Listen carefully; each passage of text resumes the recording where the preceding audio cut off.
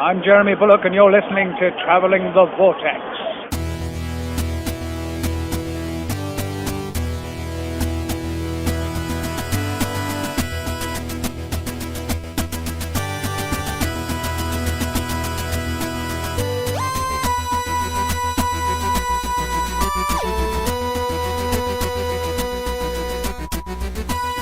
We've joined the Doctor as he travels the Vortex, and we've landed at episode 14.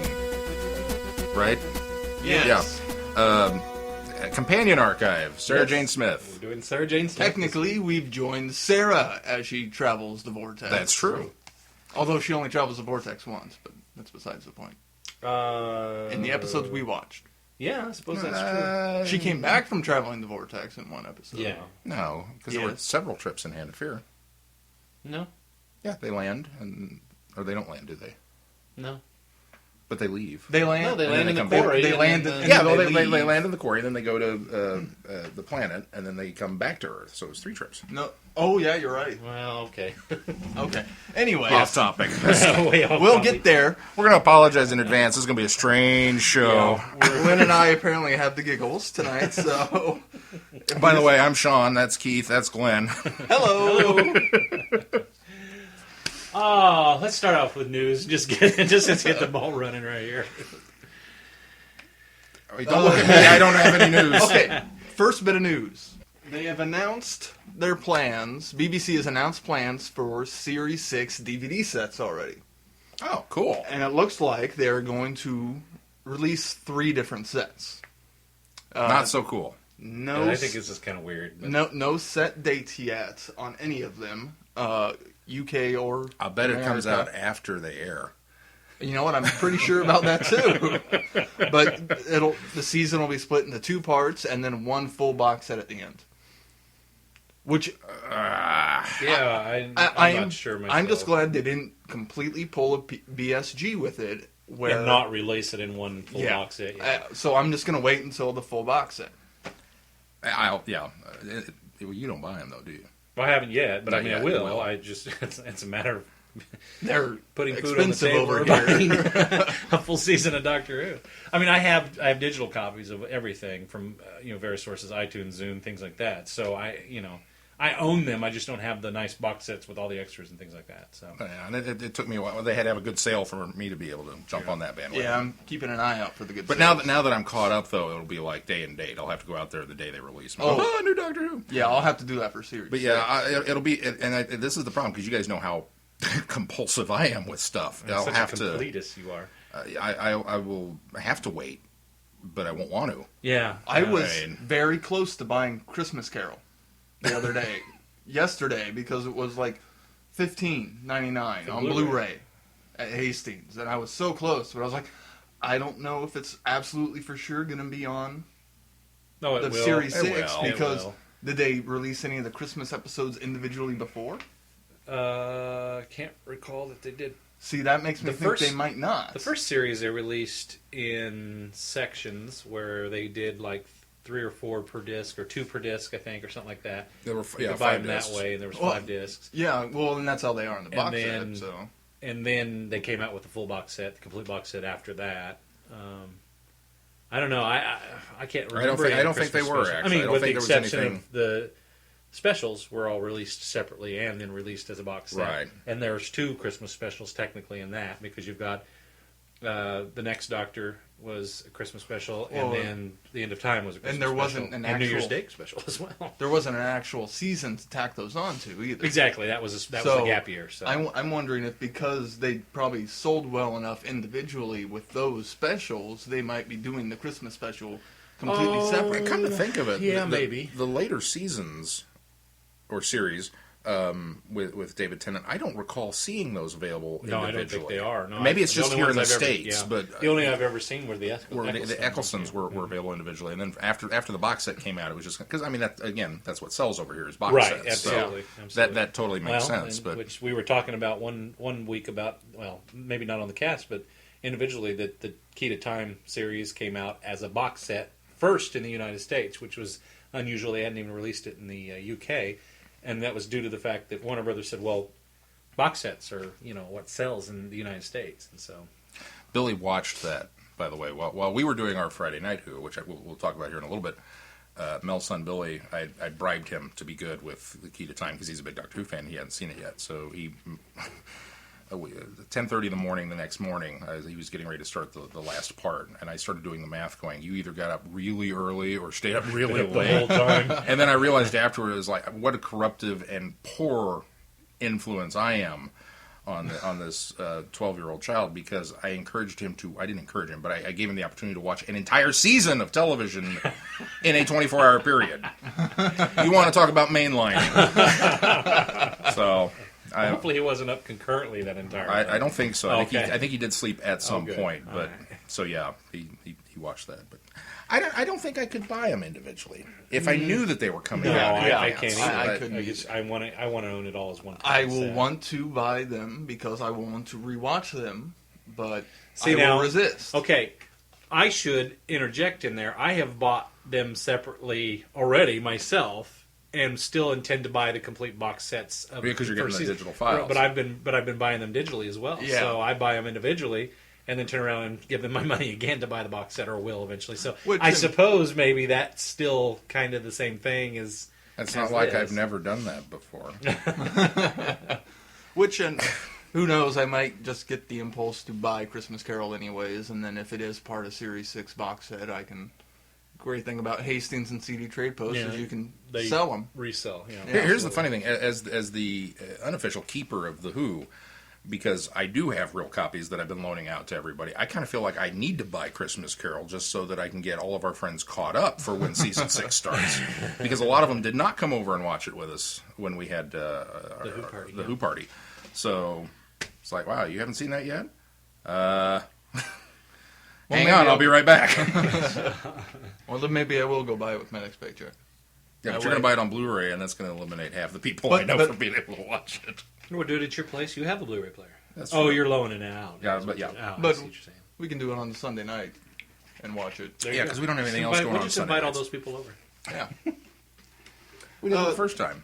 Well, the other news was the 2 trailers that were Yeah, released. there was one for the from the official BBC site, and then BBC America followed shortly after that. In fact, a day later, I believe it was. Yeah. And released a Americanized trailer, which Keith and I actually watched the first trailer together, and we both talk about how epic it looked and how movie-like. I mean, they really, it looks they really made massive. it grand and fantastic. This is the And Nixon This one, is right? the original.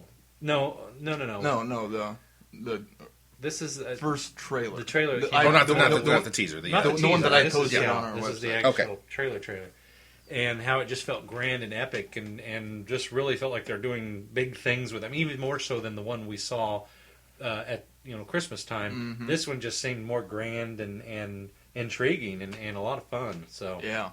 And then the American one it was a very American trailer. well, and it seemed to focus so much more on the first 2 episodes. Yeah, I mean, there it looks are like there was a little bit of the third there episode. are clips. Yeah, there's clips from obviously we see the pirates and The ghost. the go. Yeah, woman. I think we see some things from the other ones, but yeah, it looks like they're very. But that one particularly is set in the United States, so I suppose maybe Well, that's why they're making and that it was the whole US-centric. big tagline is Doctor Who is coming to America. Right.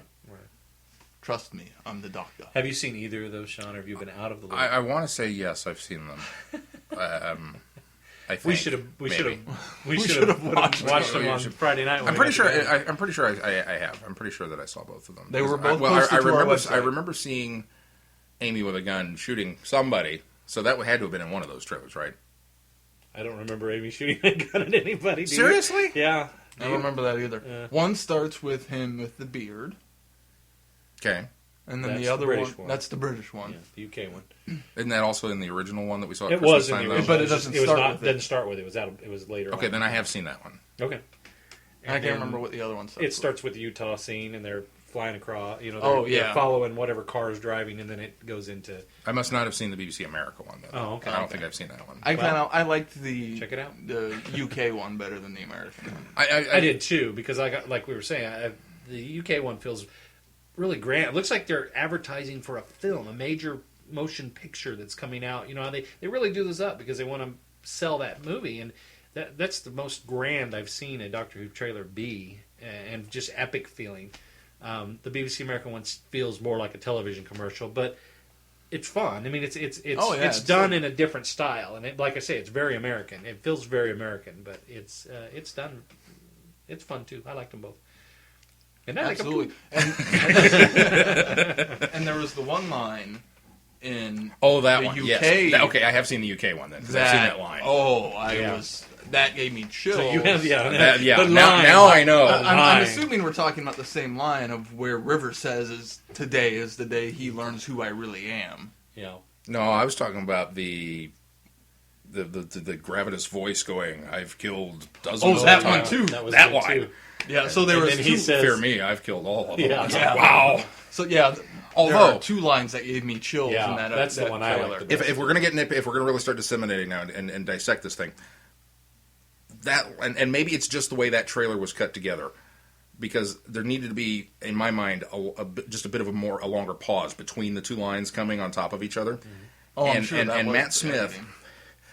and God love him, I love Matt Smith, but the way he delivered that line, I don't felt necessarily had the same weight to it. I mean, it's a powerful line, it's an amazing line.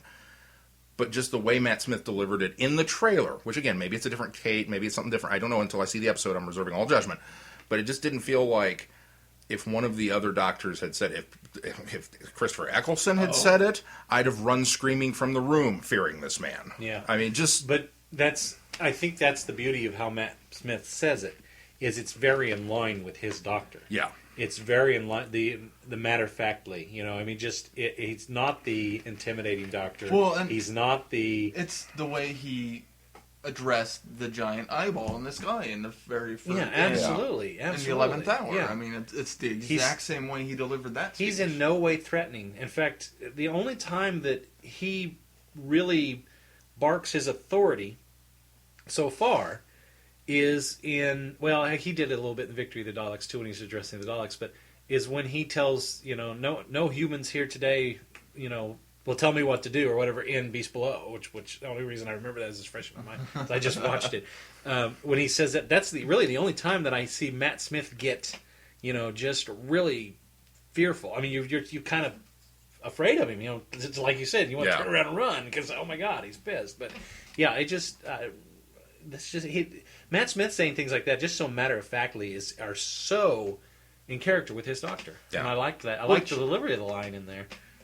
I think the fact that he's so matter-of-factly about it is almost scarier. Yeah, absolutely. I mean, absolutely. You think? I've killed them all, and it's just kind of like, it's almost like he's just brushing it off his shoulder at that It's point. like you want to run in fear from that voice because of the way the voice delivers it. But then it's almost, if you can come back with a response like that so matter-of-factly, who do you fear more? The person that could just kind of brush it off. Yeah, the person who's just kind of nonchalant about it. Don't you think that's scarier? I mean, not scarier, but just... I don't know. Chillingly? I mean, it works on both levels. Yeah. I'm not saying that Matt Smith can't deliver that line, because obviously he I'm can't. sorry, I'm just going to defend him to... No, I understand that. I think if Eccleston had delivered, or if David Tennant had delivered it, it would have been a bigger, grandiose delivery of the line. It would have been. And I think like, until I see the episode, I'm not. I don't know. Yeah. Maybe I shouldn't even open that can of worms. We're reading a lot into a trailer. Yeah, that's true. That's true. And as us in America know, trailers can very much lie. Absolutely. I mean, you can see a trailer and think it's going to be an amazing movie. That addresses that. Yeah, so. but trailer's a trailer. Yeah. It's a trailer. I thought you said an American trailer. Well, just we in America know that. Yes. I haven't really seen enough UK trailers to compare, but there's a lot of movies that look awesome by the trailer and then are horrible. Yeah, that happens frequently. Yeah. No. Well, the marketing and PR departments of the major studios would never lie to us about a product they're putting out trying to get money from us for. Never. Well, back to what you were saying, I think if Eccleston would have said that line, it would have had almost more weight and sadness to it than fear. From what I've seen of his Doctor. Well, you've seen all of it. I've seen all of his Doctors, so yeah. I'm just so used to saying of what I've seen, but... You've seen everything we have. It's just as an far as automatic Matt default Smith. tagline for you, isn't it? Well, I've only seen... No. Oh, wait, yeah, I have. There is some Matt Smith you haven't seen yet. So Well, there is. yeah. At the end of the David Tennant era. Oh yeah. Yeah. So. Oh, and there's still Matt Smith to come, so none of us have seen. all And of you Matt know, Smith. we were joking the other day about pins. I realized I cannot get my David Tennant pin if we were to do that because I haven't watched all of Sarah Jane Adventures. Oh, that's right. Well, we got to let the listener in now because you've opened the can. Well, here. We talked about the just out of fun the cleverness of having letter jackets. Doctor Who letter Doctor jackets Who letter with jackets. a TARDIS on them And and the patch. you would have a patch that would be your doctor, essentially. And then you would get pins based on how many doctors you have seen all of their episodes of, right? Or all the of their episodes material. All of their material. All of their the material. episodes available. Television, of course. We wouldn't go into audio because then it'd take a long time to get a lot of pins for a lot of them. But and so that's what Sean's referring to, the fact that he has seen all of the David Tennant, but wouldn't get his pin because he hasn't seen Tennant's doctor in the Sarah Jane Adventures. So, Well, and Matt Smith is And also. Matt Smith is also in Sarah Sarah Jane Jane Adventures. Adventures. so I would be the only one that have a Tennant and a Matt Smith pin. Yeah. No, because Matt Smith's run hasn't ended. Well, that's true. If we were to hand them out Yeah, today, that's true. No. If we were to hand them out today, yes, but you're right. You couldn't do that because yeah, you couldn't get yeah, his pin you today because can't his do run's that not until over it's- yet. Anyway, we're way digressing from the original. Feedback. The other thing we should mention, and I don't think we'll dwell on this one as much because there's not a lot to dwell on, is the Torchwood Miracle Day trailer or teaser rather. Also came out, which incorporates sounds like maybe some audio from the show and a song that I has a very Murray Gold feel to it. He probably wrote this song. is it not an old classic? Well- an old standard. I thought it was an old standard, and it sounds like John Barrowman singing, Maybe, I don't know. which I thought because I didn't- know he does sing. Yeah, I didn't research the song any, but it really sounds. I was going very to ask Murray that Gold. if you'd know that. It I sounds didn't very watch it. Murray What Gold song to was me. it? I don't know what it's called. It's nothing familiar to me. I mean, It sounds like, I don't know, if you were to buy a Rod Stewart Greatest American Songbook album, it would sound like one of the ones that was on that. what? I got no Rod Stewart feel out of that song at all. Michael Bublé? Or Michael- No. It's very. It's Not a crooner song? It's a Croner song. No. Yes, it's totally a Croner song. It's a crooner song if some edgy hardcore band had done it. I mean, it's not, but it's No. It's got like an edgier voice singing it. It's not like a crooner singing it at all. Not big band sound? No. It's a reworking, but it's not. It reminds It's not me of edgy, it's- Song for 10 from What? yes, Christmas Invasion. The guy singing it sounds very much like that guy. Yeah, no, absolutely. Maybe Actually, I didn't, even maybe I maybe- didn't see this teaser either.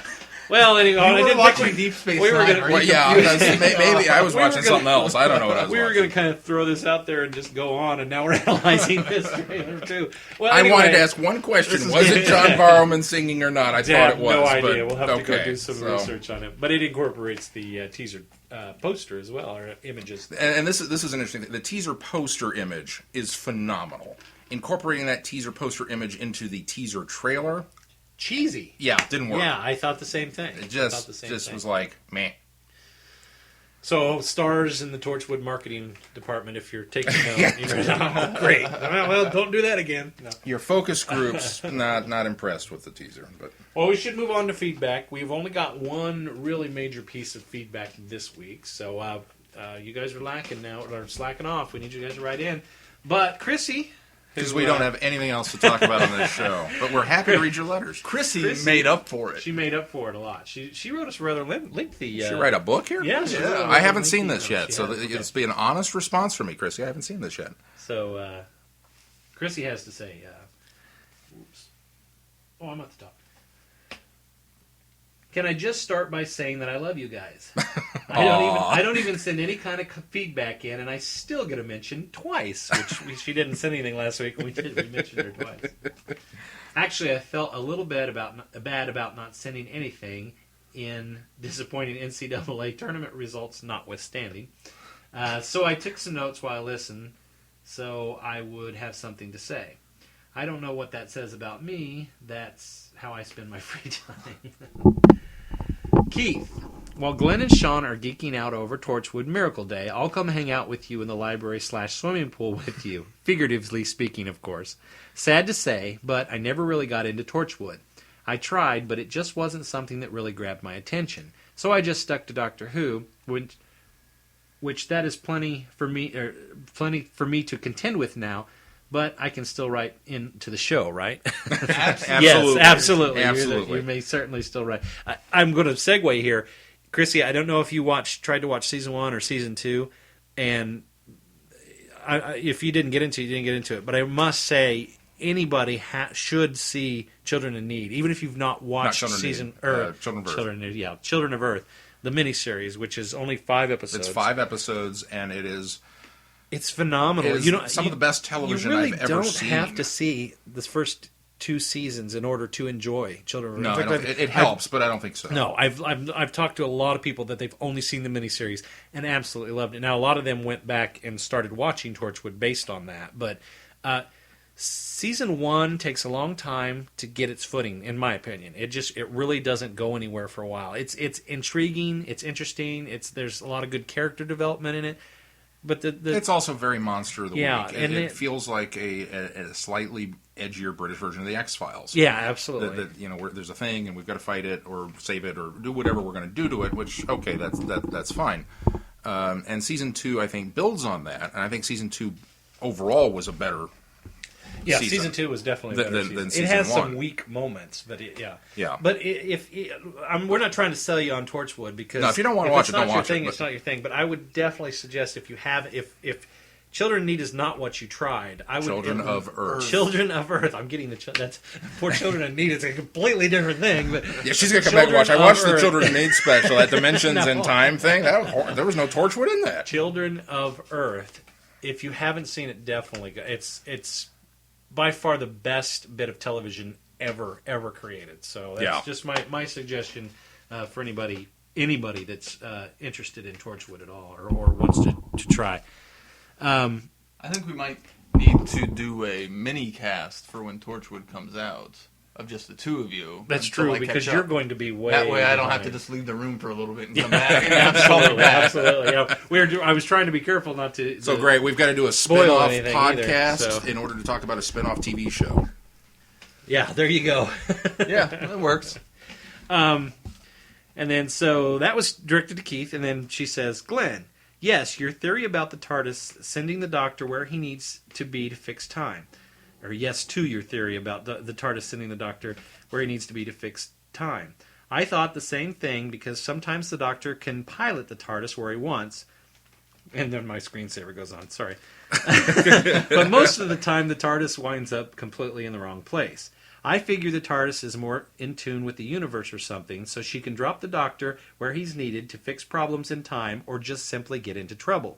I've never watched Quantum Leap, so I'll take your word for it that that's what happens there. I'm just really excited you mentioned that. Sean does because Quantum Leap is one of his I'm having a heart attack over here. Chrissy, your homework assignment for this week is to go find Quantum Leap and start watching it. I think she'd enjoy it. You would totally enjoy it. It's almost an American Doctor Who, except the fact that he jumps bodies. Theorizing that one can time travel within his own lifetime. Dr. Sam Beckett leaped into the Quantum Leap accelerator and vanished. You don't need any more than that. Just go. Okay, I'm done. I'm off my soapbox. She goes on to say, Sean, I'm curious as to which 8 and Lucy audio adventures you're referring to in last week's episode. I just got into Big Finish stuff, and it's so addicting. Not to mention, I have a half an hour commute to work every day, and those audio dramas make my time in the car so much more bearable. I don't remember what I was talking about last week. What's the most recent ones? What's the most recent ones you've been listening to? I know the one you talked about where they're getting ready to leave and let's go find out what's outside. And Lucy says, "No, we've done this before. Let's just stay here and take off. Every time we leave, you get in trouble." It was then he gets attacked by giant centipedes. Yeah, it's the end. It's the 8th Doctor audio adventures where. It's the season stuff because apparently Big Finish, when they started, they rotated through the 4 Doctors: Peter Davison, and Colin Baker, Sylvester McCoy, and Paul McGann. And then they spun Paul McGann off and did an actual season of just Paul McGann and Lucy. And it's the 2-part season finale to season 2 where that opening sequence happens. So I apologize if I spoiled anything by, but it's right at the beginning of things. But it's very much in that vein. That's right. And I've actually moved on now. I'm on season 3 and just listened to Orbis, which I got to say, hands down, is probably one of the greatest Doctor Who stories ever. Orbis? Orbis. Okay. Oh my God, the way this thing ended was just like, are you, what, wow. I mean, it's impressive. Unfortunately, you have to have the setup, so you got to go through 1 and 2. You can't just jump right into Orbis. Okay. I'll be sure to do that, because I haven't listened to hardly any of the... Oh, they're so good. Yeah, I've hit a few of the Eighth Doctor stuff, but I haven't done much, especially in the where the seasons all run together. So. It was I'm trying to think of the name of it now. I want to say the Sisters of the Flame was the name of the episode, but it's a 2-parter at the end of the season. Okay. And she goes on to say, "Oh, and just so you know, it was the Time Warrior that I was watching and tweeting about, not the Invisible Enemy. I figured it was a safe bet that you'd do that one for a Sarah Jane Companion archive, and because I didn't say it last week, it does my heart good to know that you're planning on doing Earthshock for the Cybermen Adversary archive. Finally, Keith gets to see a really good Peter Davison story." And I look forward to seeing that really good Peter Davison story. Until next time, this is your real #1 fan. Take that, Freaky Alex. All in good fun, Chrissy. So, thanks, Chrissy. Yeah, absolutely. Great email. Yeah, very. And you don't feel like you have to write a book. I mean, No, obviously, no. we love reading the emails. We love getting the feedback. I'm a big proponent of this. I love getting people. It's just the best kind of compliment you can get. It validates what we're doing. Oh, it really does. absolutely. It really does. And we appreciate to hear from the listeners, because we know when you write to us and respond to the things we say on the show, it just validates that there are people listening, there's people that enjoy us. So we like that. That we're And going on the care. right path of what the people want to hear. Right, what Yeah, this and should that be. they actually care, that we're not just prattling on and being somewhat entertaining for an hour and a half or 2 hours or however long we wind up running, but that we're saying things and people are getting like the TARDIS theory and if I'm sorry, if I can turn somebody else on a Quantum Leap, hey, my job here is done. Yeah, I love Quantum Leap myself, and that's why I brought up that theory. But yeah, Sean's a huge Quantum Leap fan, so. Just a bit. What? I don't think I ever finished it. I'm going to segue here. Oh, what? I don't think I ever finished Oh, Keith. pull thy beak from out my heart. How could you not finish it? It got better and better and better as it went. Except for the last episode. I Oh, no, didn't- see, I didn't love watch I it do for- too, but it I kills love- me. See, I was it's always so- a big Sliders fan. Ugh. I never watched it. That noise you heard was concurrently. both Glenn and I doing the face palm. Moving on. How can you do a show where they get to an alternate United States where the Russians have taken over, and the only thing they've changed is they've printed red money? I didn't see that episode. Oh my! It was I like caught occasional episode 2. episodes. Why would you put George Washington on a communist dollar bill? It made no sense at all. Yeah. I came in like.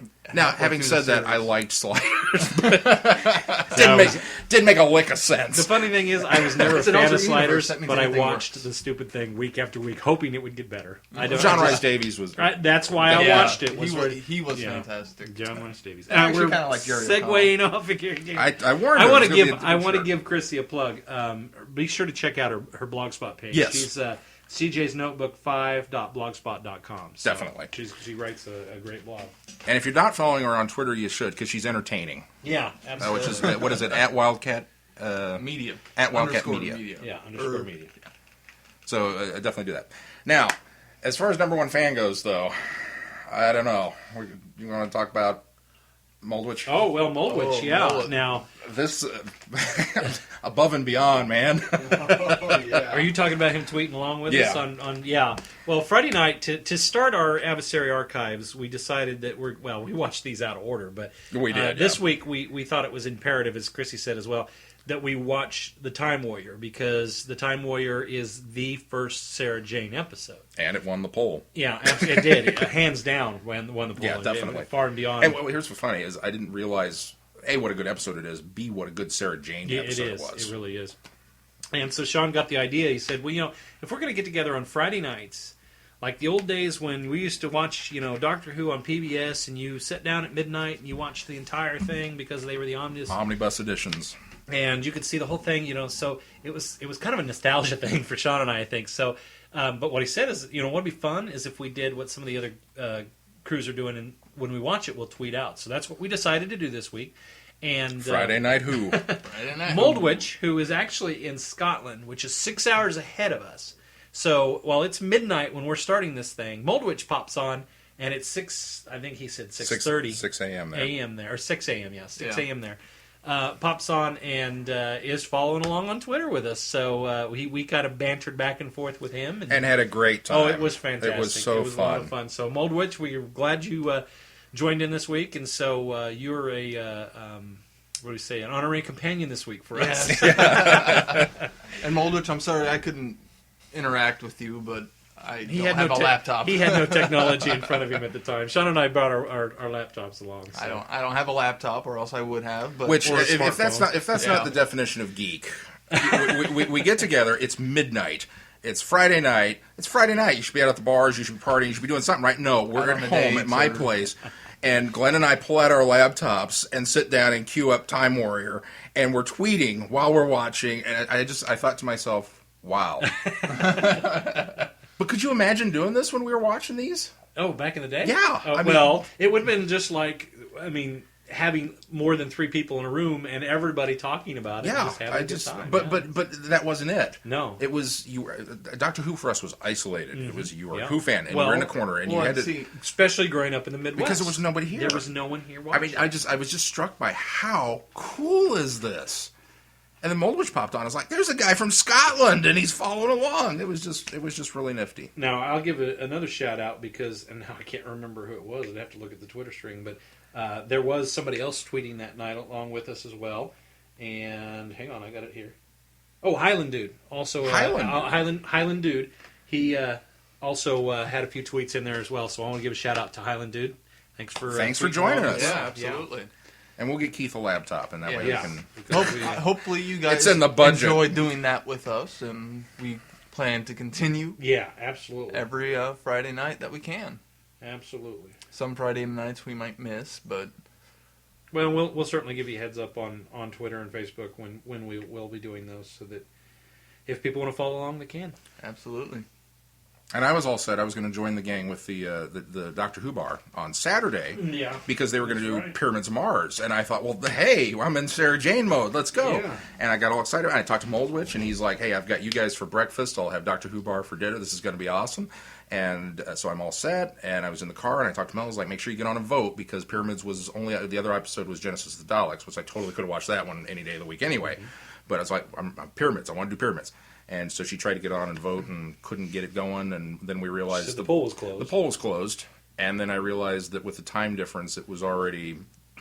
I was thinking we're going to do this tonight, which here would have been well after everybody in England had gone to sleep by the time I was ready to watch the thing. So I missed out. I didn't take into account that 6 hour differential. 6 hour difference right now. Just a slight miscalculation on my part, But Friday night I was there in spirit. That's right. But Friday night was Time Warrior night, so absolutely. that was the first one we watched, and let's launch into it there. Let's jump. Let's go. Well, I'm sorry, that's the first Sarah Jane. Yeah, we did watch. Again, I did mention we watched these out of order. We watched these. I watched these completely out of order, almost. Although it's fine. I mean, You're traveling the vortex. I'm jumping all over. You really are traveling the vortex. I was really impressed with the Time War. This was one of the best Pertwee episodes I've seen, and I've enjoyed every Pertwee episode so far. I really think that he is a phenomenal doctor. Yeah, he really is. And Pertwee's another one because I think obviously my first experience was Tom Baker, but then I came back to Pertwee and started getting some experience with him, not knowing how this whole regeneration thing worked at the time. But he was one of those doctors in a lot of ways like Matt Smith. There was no warm up really with Pertwee. He was there off and running as soon as you hit it. And he's always a snazzy dresser. He really is. And the green crushed velvet. The green and then the frills. And the frills. The frills. Yes. He loves the frills. But no cape in this one. He had a bow tie, though, didn't he? Didn't he have a bow tie on in this? I don't remember. I believe he did. I think so. Yeah. So another doctor wearing a bow tie. And I thought the introduction to Sarah Jane was very interesting. How she sneaks on to this, into the unit headquarters, or not headquarters, but... Well, wherever they're keeping these scientists to keep tabs on him, because Yeah. that was the idea, is the fact that there's scientists that have gone missing, Yeah. and there's technology equipment. Yeah, there you go. That's gone missing as well, and so the idea is to put all of these brains in one area where they can keep an eye on them and figure out why they're starting to disappear. So I like the fact that she kind of sneaks on and tries to figure out what's going on. And one thing I've noticed throughout all of the Sarah Janes we watched is, and all of it, compared to all the other classic companions I've seen, is how strong of a character she is. She's a very strong character. She is pretty much the model for which they based Rose off of. I think really. so. She's very similar to Rose because Very much. She's headstrong. She knows what she wants to do. Absolutely. She doesn't care what the doctor says. Absolutely. She goes off and does it anyway. Absolutely. I mean, and a refreshing change for the so often the hero has to save the heroine. Yeah. Who cowers in a corner screaming when the monster comes or whatnot. And with Sarah Jane, you never know. Some episodes, yes, she might be put in that position where she has to do that. Another episode, she might just pick up a stick and hit you over the head with it. And in this episode, she pretty much rescues the doctor. Yeah. I mean... Well, it's not a rescue, it's capture. Exactly. She thinks he's involved with all of I this loved somehow. that. I'd never seen the Time War before this. I thought I had and totally misremembered. I hadn't either. I thought I had too, and so I had turned out never not. seen Sarah Jane's first episode. And so this was a first for all of us, yeah, then, wasn't it? absolutely. Well, and it's another first because it's the first Sontaran episode. Yes, absolutely. First of Pertwee's new season, first of Sarah Jane, first Sontaran, first for all of us. That's right. Yeah. But I like the fact that she comes in, as a reporter, and she's used her aunt's name, who is a scientist, to get in. They use the same aunt. Yes, in Sarah Jane, Canine and Company. Canine and Company, yeah, which was really cool. tie there as well. Which, because I had watched like the first half of it. Well, we started watching that because we were waiting for Sean to show up. Yeah, and so I had already gotten the introduction to the aunt. The theme song popped in there. Well, it's gonna pop in your head again because we're gonna get to it eventually. I know you said that. I started laughing. You may have to play your ringtone. So I officially have K9 and Company as my ringtone now. So, no, but going back to what I was saying is Aunt Lavina. So she, works her way in there as a journalist, sneaks in, gets in there. She sneaks into the TARDIS. Follows. Pertwee I don't know that as he that was goes so back much in time. sneak. It's listed in the episode guide that she stows away on board the TARDIS, and it's like I kind of got the impression that she just kind of was avoiding the whole, hey, the Doctor and the Brigadier are rah rah rah. Right. I'm just going to do what Sarah Jane does. I'm just going to wander off, but she happened to wander into the TARDIS. Well, it was totally by accident. She didn't know that police box was going to leave. She was being inquisitive. Yeah, absolutely. So she goes in there and thinks she's just hiding at that point. Yeah. Yes. But wouldn't she notice that it's so much bigger on the outside? Inside? That's the funny thing is that's never mentioned because she comes out and she says, "Yeah, it's still just a police box," and never realizing that she is completely in a different place. I mean, she realizes it, but it takes her a little bit, and it's even it's when not she focused. gets there, when she screws up Hal the Archer. When she gets there, she thinks it's some sort of like Renaissance fair or cosplay or movie set. No, it's not a movie set. Not enough lighting. I mean, she goes through all of these different things to rationalize what's happened to her. And the logic path that she took was great. Oh, it was really absolutely. great to see her Absolutely. try and work out what this was. It's almost an honest reaction of if someone had gone through that. I was surprised that we didn't get a little bit more of a reaction from the stepping out of the police box and all of a sudden going, "Where's the lab? Yeah. Why am I in the there was woods?" that. But we seem to paint that over a bit, but I was fine with that. It was and good. maybe the shock of being bigger on the inside was just a little mind reeling. maybe she was still working on that part. I don't know. It hadn't sunk in all the way that it was bigger. But I mean, everything with Sarah Jane in this episode was great, from her introduction to the dealing with these guys are brutal, Middle Ages, and she's just slapping at him. Leave me alone. I mean, fighting Let and go of me. feisty and arguing and all that stuff. And then later, I mean, she screws up Hal the Archer, which played by Jeremy Bulloch. by Jeremy. We got to give a shout out to Jeremy Bulloch. As soon as I saw that happen, I instantly wondered, okay, Was he supposed to die? Did Sarah interrupt the time stream? I never thought of that. I instantly thought that. I know this just the Sontaran being there would interrupt the time So stream. Iron Gone should have been dead, but perhaps Sarah Jane interfered. Of course, it all works out. Well, absolutely it does. But Link still would have been around and still been doing what he was doing, even if Iron Gone. He just might have had to figure out a different way to do it because he didn't have Iron Gone to puppet or to... I just meant not even thinking of the Sontaran, just for the natural flow of time. Yeah, absolutely. I mean, he still would have been killed, and everything would have still progressed as everything still worked out as normal. That's a really interesting point. But Iron Gone didn't die, did he? Didn't he get out of the... I thought he... Oh, he was... I thought Lynx killed him. Oh, well, why can't I remember now? We just watched this Friday night. For crying out loud. Well, we've got the synopsis here. I can't remember. All the henchmen get out. I remember that. That's right, because Hal goes in and wakes them up. And warns Get them. out of here, Yeah, so they do all leave, which I thought was funny. That No, he was in the castle. When the Sontaran so he was ship still in there. He was still in the castle. Oh, that's right, when the ship takes off. That's right. You're absolutely right. So he would have died. Yeah. Absolutely. Him along with the winches that made dinner, because we realized that everybody got out of the castle except for the winches. I feel bad too because I didn't really comment on it on Twitter or anything when we were watching it. But when the one winch showed up and Sarah Jane's in the get up in the last episode, in disguise or whatever, and she's got to get into the kitchen, and the serving winch showed up and whirled around, and we got this screen full of this. Screen full of ugly. I yelped. I was whoa! I mean, it was. I'm sorry, lady. You are ugly. And she did. She physically startled me off the couch, and these guys are laughing because. But wow. I wonder if she does a lot of period piece acting. Perhaps those could be the only roles she gets. Oh, I feel bad for the lady. I do. I feel we're making fun so of her bad. look, but she was perfect for the part. Exactly. Oh, she's a great actress. That's why I'm saying that maybe that's what she does a lot of period piece because she fits that role perfectly. And Sarah Jane had a great conversation with her about women's lib and why are you slave? Well, because we're slaves. But why? Because that's our place in society. That's the way it is. Well, it's like the Dark Ages. And then she I am in the Dark Ages. And you can just see the realization, never mind. And it just kind of washes over. I loved Sarah Jane playing in the Commando raid. Oh, yeah. That was so great. Yeah.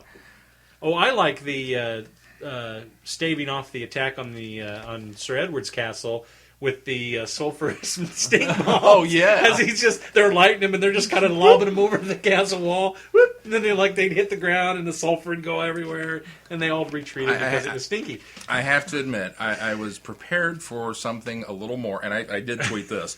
I was prepared for something a little more Doctor Who, a little more scientific, a little more cool. Well, he had to work with what he had around. Well, absolutely, I thought the same thing. They had enough time. He could have gone to the TARDIS and got something. I mean, surely the sonic screwdriver has a setting on it that will repel a barbarian horde. But we don't know how far away the TARDIS is from the castle they were defending. It was like, well, wait it a couldn't minute. have been too far because he went to get the silver fan thing that he used to block Lynx. It was on the way to the other castle. Well, that means it's halfway between. It's got to be right in the middle. But, so we've got enough time to pull a Three Amigos and sew outfits for all of these dummies and prop them up in the window. I mean, it was the end of Blazing Saddles. What are you doing? Okay, I'll just run with it. Pertwee made up for it by lobbing things over his shoulder. Yeah, it was great because he would just do a little swoop, and they one would go over his shoulder, and then every once in a while he'd hand one to Sarah, and she'd kind of toss it, girl toss it over. Well, and I also figure that Lynx is introducing the other castle to all this advanced technology that they shouldn't have yet. Right. The Doctor doesn't want to do that. Prime directive. That's true. That's a good point. He's not meddling. Absolutely. He's utilizing the resources available at that time, probably in a way that nobody else had ever thought of. But, all right, I get it. It wasn't gunpowder. Lynx was giving gunpowder years before gunpowder should have even been used. And used. the Doctor even references that. You're giving them these guns, they're going to have an atomic bomb by 1700. Yeah, absolutely. Did anybody else, and maybe I just me because I'm the Star Trek geek out of the group, but did anybody else get a real, not Errand of Mercy, Private Little War feel? The one where the Klingons had gone down and given the firearms to the one group of villagers, and then Kirk had to come and give firearms to the other group, just to kind of give. That kind of kept running through my head with links every time he would show up. But that's now that you say that. Every time he brought a carton of guns into the room, I'm like, "You're Klingon." Well, and you mentioned that, but not in that same way. But I thought of that when they were talking about the Sontaran species, of the fact that they're the warriors. I'm like, oh, they're the Klingons of Doctor Who. Like the Daleks or the Borg of Doctor Who. Exactly. In a way, yeah. In a way, they very much are. What I think is interesting, let's talk about the Sontarans just a little bit, since it's kind of your first example. We won't get too much Not into too it much, because but we're going to... They give you a lot. That's the other thing that really surprised me, is that how much background information you do get on the Sontarans, that they're warlike, that they're clones, that they're... Oh, they're clones? Gravity. I didn't get that from Very heavy gravity. Well, they hatch in, what do you say, 50? Remember, he talked about the male-female thing being counterproductive anymore. That they that's right. Yeah. I forget how many hatchlings in a batch of new warriors or whatnot. Yeah. And just Which, when I heard that, I instantly thought of V, but... Yeah. But I mean, there was a lot of really good Sontaran information, and the Rutons. I did not realize that the Rutons have been in this thing endless war for from Ep 1. I remember later. Yeah, we'll learn a little bit more about the Rutons, but I didn't realize that they had been referenced from Episode 1 with the Sontarans. That these two forces are still and were then at it, which I thought was really interesting. So now, does that mean? Now I'm going to segue here for a minute. When we do our Sontaran adversary archives, are we going to have to do Horror Fang Rock so we can see the reference? The other side of it? Yeah. We'll get there. Okay. Anyway, we'll discuss that at a later date. I did mention that I'm really curious now. I want to see a Ruton fighter ship. Yeah. And how does that work? Really curious about that. Sorry. We'll explain later. Right over your head. We'll explain later. Spoilers. But everything, and then Jeremy Bulloch was great. Yeah, everything in this episode was he had quite great. a bit of part in that. So it wasn't just a here and there gone, yeah. which I was kind of what I was worried about going into it. I thought I build this up as Jeremy Bulloch's in this episode, and he's just going to show up and then be gone. And although there was like a whole episode where he disappeared. He's in Time Warrior as much as Harry Sullivan's in Robot. Yeah, I mean, really, he really is. Which one's Harry Sullivan? He was the doctor in Robot. The naval doctor. Oh, okay. Naval. There you go, naval doctor. Okay. That we'll pretends to be from the medical ministry in order to go close down. We'll get to Harry in a moment. Yeah, we'll talk about Harry coming up. Which, and the other scientist that the doctor interacts with. Rubish. Because he says rubbish, and he goes, "Excuse me." I think it's because he thought he said rubbish. He had said something before that. He was such a great almost companion to the doctor, just because he instantly accepted everything the doctor said. He's like, "Oh, okay, that makes sense." Well, he pulls off the initial conflict. He's fighting with him because, it couldn't possibly be that. And I think we need to keep an eye on her, blah, blah, blah. And then he gets back, this is fascinating. This is really interesting. No, you're in danger. You got to go. Well, go if you want to. I'm staying. And because he's focused on this. And I love the guy's ingenuity to and that's a true scientist a monocle. To risk himself he doesn't have his glasses because they were left back in present day. And so, he fashions the monocle so that he can see because he's blind as a bat. He's wandered around for an episode and a half wishing that he could see things. So he's just like, I'm a scientist. I can do this. And he goes and does it. And it's like, dude, you rock. Rubish was cool. He was cool. And then the doctor shows up and has to give him some information. And he's helping. He's not one of those I'm in distress scientists. No, absolutely. He's genuinely... Well, he's the one that basically pulls everybody, all the other scientists out of their hypnosis and then convinces them that they have to pretend to be still under hypnosis in order to, pull the wool over Lynx's eyes. He was almost as helpful as Sarah Jane in this episode. Yeah, really, absolutely. It really was. Yeah. And more helpful than I've seen most companions. That's true. More helpful than any Joe Grant you've seen so far. Yeah. Well, just because he didn't try to blow up Unit doesn't mean that he's not helpful. But yeah, That's no, true. Rubish was a great character, Yeah. and I almost wish you could have joined the Doctor. I do. I got that For same at least feeling. a few episodes. Yeah. Yeah. Maybe not a full run, but just Yeah. bring him on board the TARDIS for a couple because he was a lot of fun. Rubish was not rubbish. That's No, right. Far from it. And So overall, great story. overall, great. One other Absolutely. thing with Lynx. We talked about that he's the same actor who later comes back to play another Sontaran later. Fantastic. Yeah. Oh, he does. Oh, Even man. with the makeup. Yeah, on and him, you he's wanted to touch on able the to makeup, act didn't you? through the Yeah, makeup. well, I thought that I like we probably should touch more on this when we get When to we the actually get to the Sontaran Sontarans. episodes, Yeah, but you're right. I had made mention I've that I seen thought pictures of him. I felt so. the makeup was more on par with the makeup that we see in, and I'm not going to remember the two episodes, but the David Tennant episodes with the Sontarans. One's the Sontaran Experiment, right? No. No, Sontaran Experiment's the Tom Baker one. What is it? Atmosphere or something. No. Yeah. Yeah, I don't remember. The the Poison title, but- Sky. Poison Sky. And whatever, I don't remember what the other one was, but Sontaran something. That's Stratagem. Is that Stratagem, season 3? That's it. The Sontaran Yeah, Stratagem. season 3. Anyway, we're segueing again. I thought the makeup was more on par with that because we have the small mouth inset eyes. The Sontarans go through this weird kind of... They still have the same body shape and structure and whatnot, but, I mean, aside from the unruly ear hair and, eyebrows... They really are the same type, and I liked that. I liked that the design and the shape of them and everything is the same as it was later. And there's been some Sontaran evolution that I didn't quite like. It was just a bad batch of In clones. fact, is when what we it was. see, I believe it's when we see, I think it might be Sontaran Experiment is when we see the really bad mouth on it. Anyway, we'll get more into it. Then. You guys don't know what I mean by the time we get there, but yeah, But overall, just a fantastic episode. It was well written. it is. Well paced, I think. Yeah, well paced. The concept probably is a little lacking. Why is he? If he's got the ability to time travel and bring scientists from the future, first of But all, why he would you physically choose can't- 19 whatever unit They, is set they in? address that.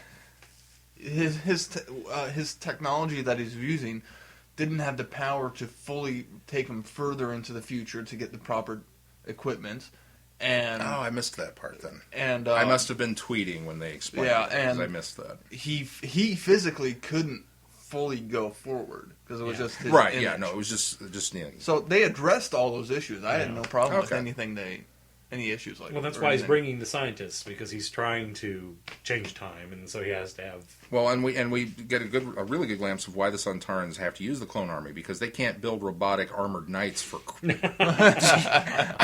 I thought it was funny that he What said, was up with that? it's a armored Oh. knight that can't be killed, and then it's defeated, and then I thought, what? And he says later, well, it's not human, so it can't be killed, and that was the point he was making. Was it? He didn't say it couldn't be defeated. He just said it can't be killed. but even after that, he said, we shot it full of arrows, we lopped its head off, we did this, and it's still tearing my guys up.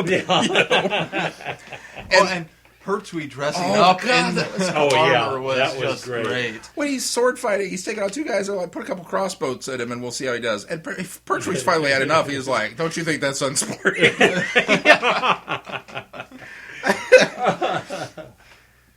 Good stuff. It was Yeah, a it was really- really good. I really certainly enjoyed enjoyed that. Certainly enjoyed that one.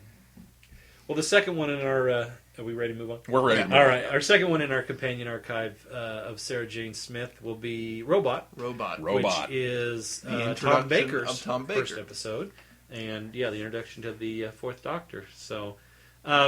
It's been a. This was your first introduction, though, to Sarah Jane because we watched these out of order. That's right. So I got a first Sarah Jane and a first Tom Baker. And now, interestingly enough, this is me already having known Sarah Jane. I felt like Robot was a good introduction to Oh, Sarah yeah. Jane as well I as Time think- Warrior because she's still kind of doing the same thing. She's very headstrong. She's very get it done type person. Sneaking into places. She's Well, sneaking into another places. think Yeah, tank, exactly. actually. Where she's places she's not supposed to be because she's a journalist. She's got the journalism instinct. But I wanted to get your impression of being introduced to that story. With that story, I think that really helped form my opinion of Sarah Jane and recognize that in the Time Warrior and even Hand of Fear, even though she's not as strong in that one. I think it was a really good introduction to her. And I really enjoyed watching her investigate and go off on her own and almost have her own storyline that's paralleling the Doctor's. Mm-hmm. Mm-hmm. In fact, and you'll get this more when you get to School Reunion and even Sarah Jane Adventure, she's really the only companion that you could have taken from the classic series. When I think about it, it's not just her popularity, it's not just her solidity as being one of the companions that everybody loves. One of the iconic ones. Her character is the one that you can pluck out of Doctor Who and make her own series, because she is that type of person. She's strong she's enough of a strong character. by herself. She's strong. Her character is strong on her own. I just had a thought of the Harry Sullivan medical drama that they could have done. You know, Harry he goes, Sullivan, MD. he goes off into private practice, and he's got, it would have been Trapper John in England. It would have been awesome. I'd have watched that. Maybe he's a member of House's team. That might be fun. We should do that. We should start looking into how can we spin off other companions, and we'll just do a whole slew of these things. But it works for Sarah Jane. It totally works for Sarah Jane. Anyway, one of the things I was going to bring up was, did you notice that the Brigadier is only in the first episode of Time Warrior, of that story arc? Yes. Yes. And he's credited in every story Yeah. at the end. I noticed that, and I thought, interesting. But we do get a lot of Brigadier and Robot. We get a and lot I of like Brigadier that. and In Robot. fact, Yeah, that was and really I nice. mentioned it that night that, it was... Well, it was the we first were watching Brigadier it with we had seen since he passed. It was, because I'd been watching clips since he'd passed, but this was the first story I sat down and watched. I watching with a heavy heart that night, because it was really tough to see that, knowing that he had just passed weeks ago. But still a Brig, still just the stalwart military commander that he was. I loved it. I have to play devil's advocate here just a little bit, and obviously we've got a lot more Brigadier experience. Isn't there a part of you that kind of thinks, "Wow, you're not very good at your job"? and I say that with all due respect to the Brigadier as a character, and obviously Nick Courtney as an actor. But he was given so many times where he would show up, and we're going to cordon off the area, and then we're going to blow it up. I mean, that's kind of the MO with these things, and you expect that. It's a unit story. What's going to happen? They're going to bring out a lot of cool equipment, and stuff's going to start to blow up, and it never worked. And I think it was Robot where he even mentioned He that says, just once. I'd like to face an alien menace that wasn't immune to bullets. And Yeah. it was like, wow, you've got to be really frustrated. Because think of the status reports he had to file week after week after week. absolutely. Encountered Alien X, impervious to bullets, had no effect. Doctor saved the day. What happened this week? Encountered Alien Y, bullets had no effect. Doctor saved the day. At some point, his superiors had to be going, dude, this isn't working out for us. That's not his fault. The I- aliens well, are that's always just it. I impervious to mean- bullets. And then later it's lasers. They don't work either. But- all right, so we've skirted around it now long enough. Tom Baker. Go. I really liked his introduction. I saw a lot of elements of Matt's in Tom Baker. I think you see a lot of elements of Tom Baker in Matt. if I Well, can that's what I speak. meant. Well, to me, it's the other way around. No, yeah. And from what I've seen You're of... vortex warped. Exactly. From what I've seen of David Tennant, I've seen a lot of Tom Baker and David Tennant. And so I can see how he has formed everyone's opinion of the Doctor so much. He was very entertaining to watch in this first story. In Hand of Fear, I didn't find him as fun.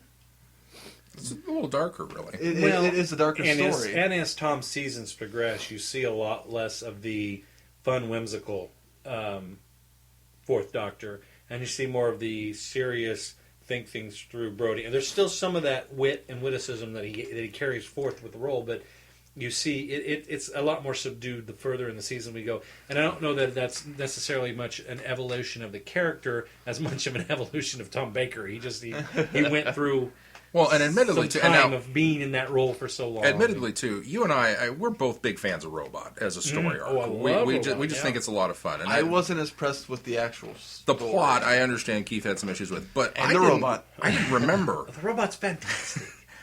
I'm sorry, I grew up with C-3PO. That does not hold a candle to C-3PO. The robot Such is a great way design. cooler than C-3PO. Yes, I can I make can't that say robot. that, Yeah, and I would admire that and go, wow, dude, that is awesome. You built this in your garage. If you built a C-3PO, I'd be like, it's a guy in a suit. Okay, when it's giant, maybe, but No, it was giant even when Anyway, it wasn't giant. your point It's gutter. was- My point was, I don't remember, and I didn't remember until we sat down and watched it, how comedic that intro opening was. that intro. I really I mean, enjoyed we that all intro. we all died laughing. Just everything that he did, from the running in place and the double heartbeats and the jumping rope, Yeah. and then tying him up and leaving him in the cupboard. Which isn't that very David Tennant's first Doctor, when he comes in and he's just regenerated? It's very that manic, getting used to the new body, getting all that different things. It's Well, very I almost thought more Matt Smith of I don't know what I like. well, to eat. absolutely. That it's very much like the new Doctor's just kind of the new, how they're really getting it. Well, I guess even Davison's regeneration is almost comical in its own way. And depends on just- Sylvester McCoy, Yeah. the Seventh Doctor as well. I mean, I think it's good that they take a almost light stance on the after effects of the regeneration to make it easier to so you kind of forget the sadness that it's no longer the same actor. And picking on Pertwee when he looks in the mirror, he goes, "Well, I've got to take the good and the bad. The nose is a definite improvement." And what was the line from Time Warrior when he says, "Was he a Longshanks with a beak of a nose or something?" yeah, absolutely. Yeah. I felt it's like, oh, leave Pertwee alone. Well, look at how much they made fun of Eccleston's ears. Well, yeah, Yeah, it's kind of and every doctor's got that. Every doctor's got a shtick they do. But I'd forgotten how manically funny Tom was initially. I Yeah. remember him being, and I remember the wardrobe. the Attila the Hun get up was. Absolutely. Coming out in that. Coming out in that. And coming out in several different outfits. He did come out yeah. in several outfits. The yeah. clown. But there was a lot of. A lot that I didn't remember. It was so much fun to go back and rewatch. It this. was a Just- great introduction to Tom Baker. Oh, I Yeah. think so. Yeah. I want to see more of his now because I enjoyed the introduction so much. Yeah, it'll be interesting, especially if we jump around in Tom Baker's era, because you'll see a lot of different sides of the Fourth Doctor, and a lot of different takes on the Fourth Doctor, because there's such a long period of Doctor to deal with there, 7 years. I mean, Yeah. the longest, That's a longest lot. Doctor running. Well, there's some fudging around Sylvester McCoy's Doctor because of the gap year, but for the longest, run The most of on consecutive consecutive episodes. screen time of a Doctor. His Doctor evolves entirely, and so it'll be interesting to but I'm glad you enjoyed that, because he's my Doctor. Yeah. And speaking of going back to the Sontarans with bad hair and things, let's talk about Professor Kettlewell. Oh my gosh! he has been doing too many experiments with electricity and been just a little too close to that arc. Oh, yeah.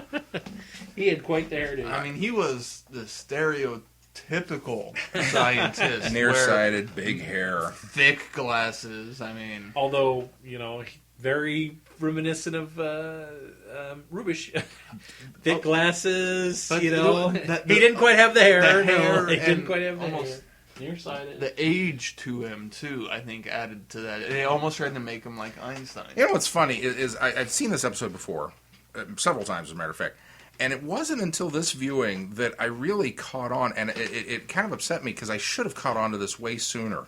The very first introduction that we get to Kettlewell, when he's in the lab and he's talking about renewable energy, and the doctor's kind of just on side with him going, oh yeah, it's definitely that. And you can't tell necessarily if he's really agreeing with it or if he's just buttering up to try to get the information. Could be either way. I got the impression it was both. It was both. But he's going on and on and on about this.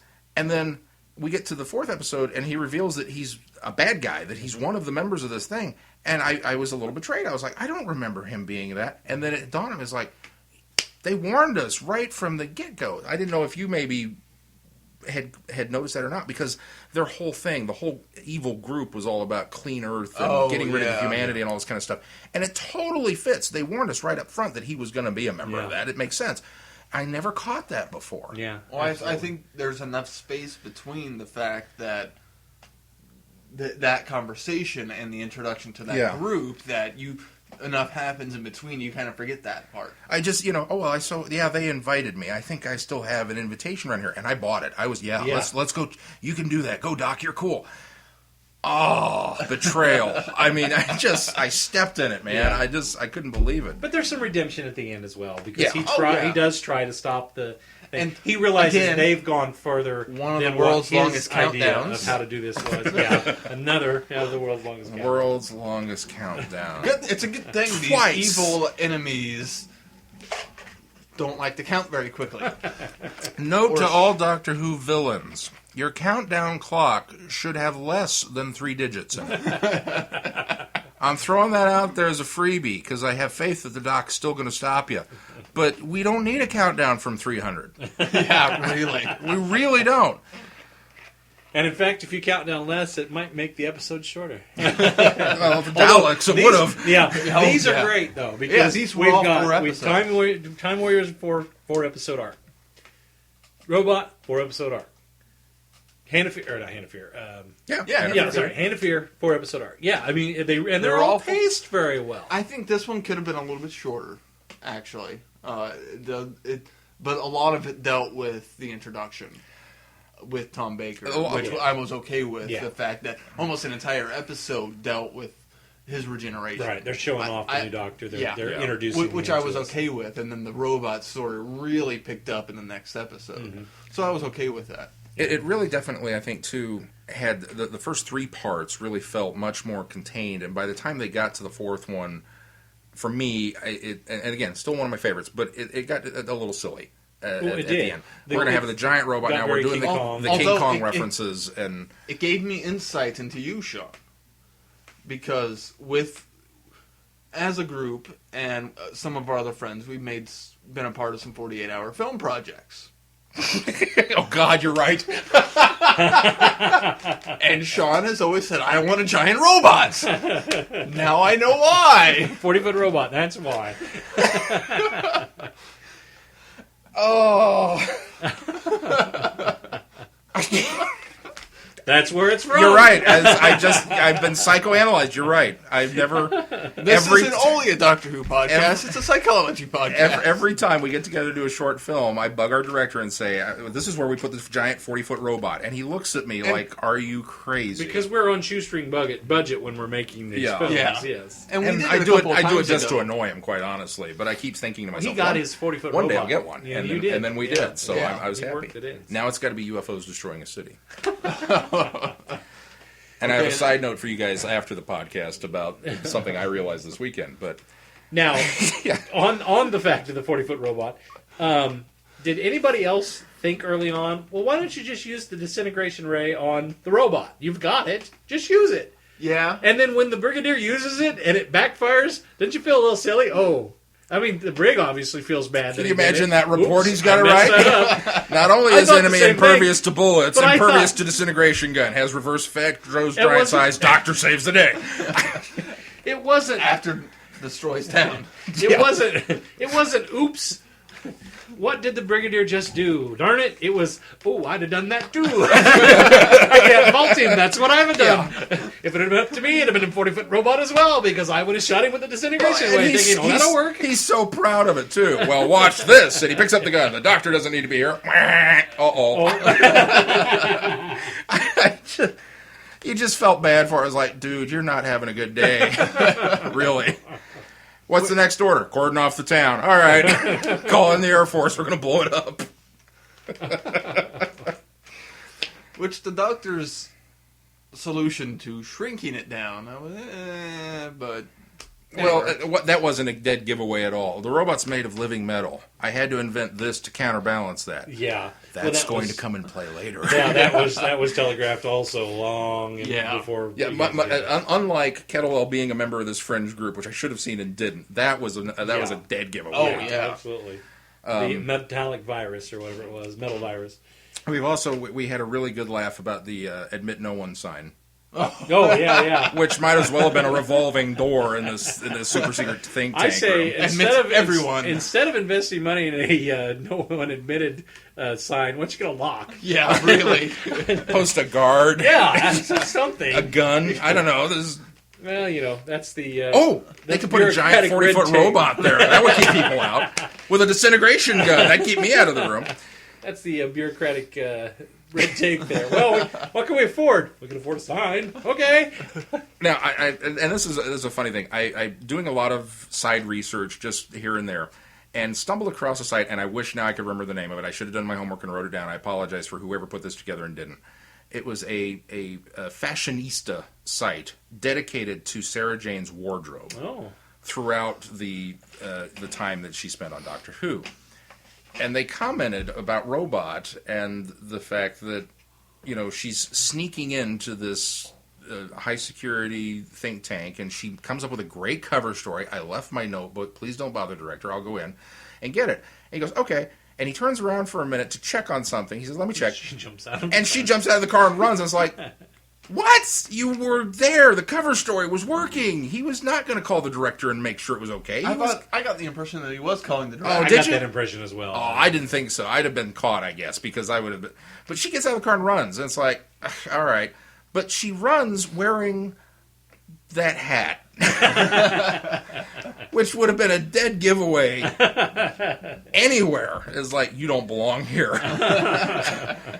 And that's something, and we'll definitely. Should we address Sarah Jane's wardrobes? I felt everything we've seen? so bad. Well, she has the very simple reporter-looking pantsuit in Time Warrior. Yeah, and then she Which changes is fine. All It's her very. outfits in Time Then Warrior she was changes fine. into the slight boyish-looking peasant garb, which had just like the Almost commando raid. Yeah, exactly. Yeah. And then she changes into the kind of The serving medieval wench outfit. Well, she's not even servant wench. She looks more like a lord or a lady, which clearly she got it from the lady of the castle. That narrow-hipped vixen. Yeah. What a great line. Oh, he had some of the best lines. He did. Oh my god. Iron Grund.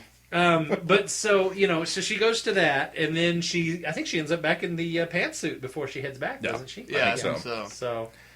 So we get that. Her outfits in Robot were just... Oh, it was that ugly flowered dress The at the ugly beginning flowered with dress. the hat. Yes, with the hat.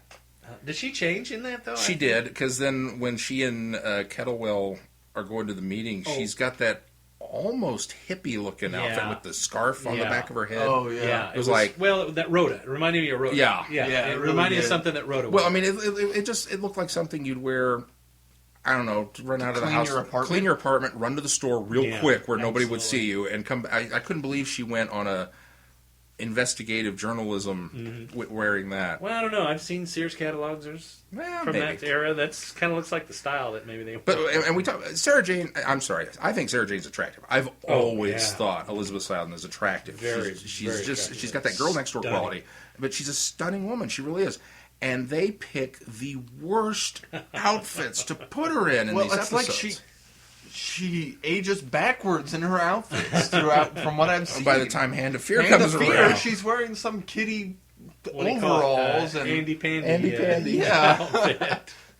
Which must be a UK reference. I don't even know. yeah. Must be a UK kids show or kids toy or something. Feedback if I especially those in the UK I know figured what it was Andy like Pandy a UK is. version of Raggedy Andy or Raggedy Ann. Maybe so, like a doll or don't something. and on Blue Peter. Could be. Don't you know that? I don't know. I thought you watched. I thought you watched. So much I for watched. a resident No, I've never watched Blue Anglophile. Peter. The only Blue Peter I've seen is the clips that they show on the Doctor Who discs. But well, should we move on to Hand? Anything else about Robot that you want to throw in there, Keith? We kind of hijacked that one from you. No, I think I addressed everything on that. Well, we started with him because I wanted to know Yeah. if it was Yeah. a good introduction. Well, not to just Baker, if you but couldn't tell, Sarah Jane. Keith didn't like the robot, not necessarily the episode, but the I didn't construction like of the robot. But I love the Robot. design. I thought the design. I mean, of the I robot appreciate was the fact. fantastic. I appreciate the fact that it's what they could do at the time. But I've seen better robots from earlier. From earlier. Metropolis. Oh well, better robot. not on Doctor Who though. No, not that was on Doctor What was Who. the best we had so far? I mean, Well, and not only remember that- the War Machines? Oh my gosh, they were like boxes. boxes. Yeah. And not only that, robot. And I'd still like to see. So far, there's been one. At least we haven't got to Hand of Fear yet, so I'm not going to address that. But even then, there's been one adversary that I've seen that hasn't been lumbering. I still want to see some lumbering or non-lumbering. Non-lumbering. Yeah. Well, the Merca was lightning fast. They actually had to slow it down to capture it on film. I'm sorry, I went there again. It's our official mascot. The robot is... Official, unofficial. We need to make note of the time so that we can throw that out there. The robot actually looked like it could have been constructed by a mad scientist, though. It was very robot. I mean, yeah. When you say robot, that's what I think of in my head. It looks like a kid's costume. It looked like a kid's robot, a retro robot toy. That's what I liked. Is it has this, the little wind up, the hands of it, but oh my god, it is that's the what robot I think put of. in the movie. it's not as boxy. It's just, I mean, the shape of it is boxy. With the head's rounded, but the shape of it was boxy. It was a cool head with the thing, and the talks. The head was fine. Cool. I was happy with the fine. It was just, I could tell what they made it out of. I could see the guttering and everything that they made the dryer tubing for the arms. Yeah, I could make that, honestly. I mean, would you? I'll see what I could do. Because we could take that to Comic-Con next year, and people would be like, wow! Hey, look, it's the robot from Doctor Who. Look at the robot! If we can make it to Gallifrey, I'll make you a costume of the robot. No, I don't want a costume. I want a robot. I don't want to haul that to Galley next year. Somebody has to be in it, Sean, so it might as well be you. No, he wants a working robot. There wasn't anybody in the robot suit in the show.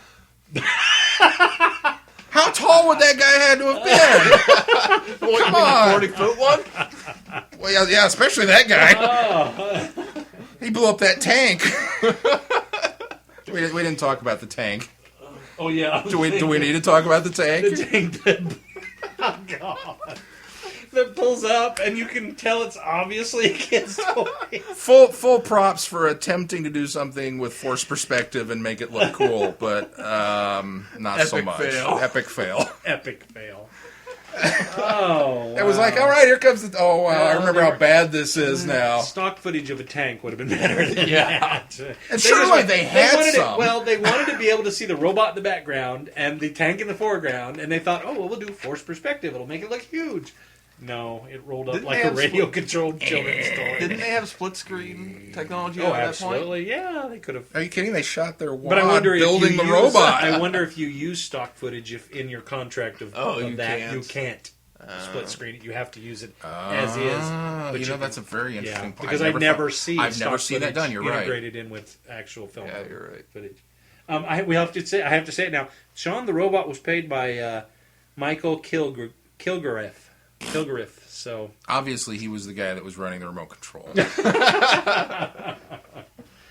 Yeah, I'm sure in the 1970s that radio-controlled robots were... Well, R2, they were later. R2 was partially.